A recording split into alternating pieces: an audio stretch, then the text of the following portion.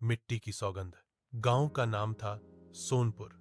चारों तरफ फैले हरे भरे खेत, कच्ची पगडंडियां और सुबह सुबह बैलों की घंटियों की मधुर आवाज, यही सोनपुर की पहचान थी।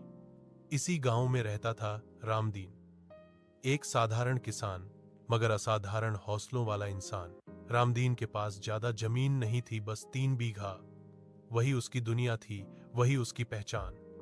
सूरज निकलने से पहले वह उठ जाता, मिट्टी को माथे से लगाकर खेत की ओर चल पड़ता। लोग कहते थे, रामदीन खेत नहीं जोतता, उनसे बात करता है। सच भी था, वह मिट्टी को मां मानता था। रामदीन का परिवार छोटा था, पत्नी सीता, बेटा मोहन और बेटी गुड़िया। सीता हर हाल में मुस्कुराती रहती, चाहे घर में अनाज कम हो या चूल्हा ठीक से न जले। मोहन पढ़ने में तेज था, पर हालात ऐसे थे कि कई बार स्कूल की फीस खेत की लागत बन जाती। गुड़िया छोटी थी, लेकिन समझदार। वह जानती थी कि उसके पिता की हथेलियों की दरारों में ही उनका भविष्य छिपा है। उस साल बारिश ने धोखा दिया।